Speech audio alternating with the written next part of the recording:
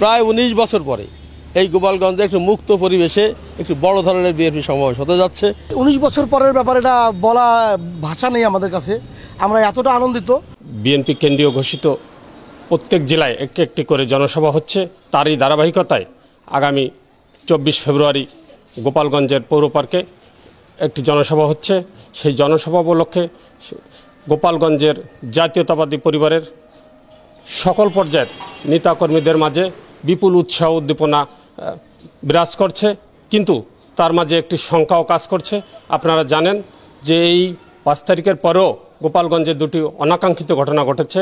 আমাদের নেতা শহীদ দিদার হোসেন এবং আর্মিদের গাড়িতে হামলা হয়েছে। এ কারণে আমরা কিছুটা শঙ্কিতও বটে। আমাদের প্রত্যাশা, যে কারণে হাজার হাজার লোক জীবন দিয়েছে, সেই গণতান্ত্রিক পথেই বাংলাদেশ এগিয়ে যাবে। দ্রুত যৌক্তিক সংস্কারের মাধ্যমে অল্প সময়ের ভিতরেই একটি সুষ্ঠু গ্রহণযোগ্য অংশগ্রহণমূলক নির্বাচন অনুষ্ঠিত হবে। আসলে বিগত ২০ বছরেই গোপালগঞ্জে এবং একটি স্বৈরাচারী সরকারের যে অত্যাচার সারা বাংলাদেশে হয়েছিল, তাতে মানুষের মুখ খুলে প্রাণ খুলে কথা বলার কোনো সুযোগ ছিল না। এই কারণে আমরা কোনো জনসভা করতে পারিনি। পতিত ফ্যাসিস্ট সরকারের নানা মুখী চক্রান্ত এবং জনদাবিতে গোপালগঞ্জ জেলা বিএনপি আগামী ২৪শে ফেব্রুয়ারি গোপালগঞ্জ উন্মুক্ত পৌর মঞ্চে সকাল ১০টায় জনসভার আহ্বান করেছে। এই জনসভা ইনশাআল্লাহ গোপালগঞ্জের জাতীয়তাবাদী পরিবার এবং গোপালগঞ্জের আপামর জনসাধারণ অংশগ্রহণ করবে এবং ইনশাআল্লাহ স্মরণকালের সর্বশ্রেষ্ঠ জনসভা হবে বলে আমি বিশ্বাস করি। ১৯ বছর পরের ব্যাপারে এটা বলা ভাষা নেই আমাদের কাছে, আমরা এতটা আনন্দিত।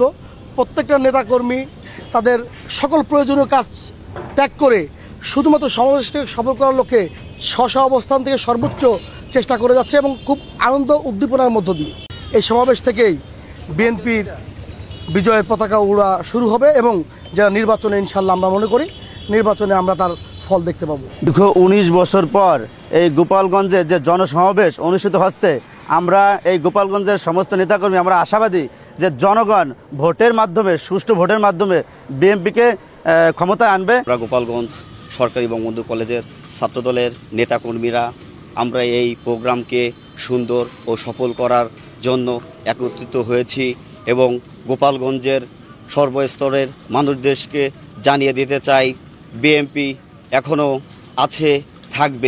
এই সমাবেশের মাধ্যমে আমরা বর্তমান সরকারকে একটি ঘোষণা দিতে চাই, যে সংস্কারগুলো না করলে নয়, সেই সংস্কারগুলো শেষ করে অতি দ্রুত অবাধ সুষ্ঠু একটা নির্বাচন দেওয়ার জন্য।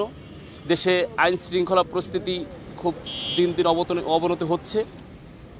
অতি দ্রুত নির্বাচন হইলে যে সরকারি নির্বাচিত হয়ে আসবেন, আমার দীর্ঘ বিশ্বাস যে দেশের মানুষের জানমালের নিরাপত্তা এবং নিত্য প্রয়োজনীয় জিনিসের যে লাগামহীন দাম বৃদ্ধি পাচ্ছে, এর সব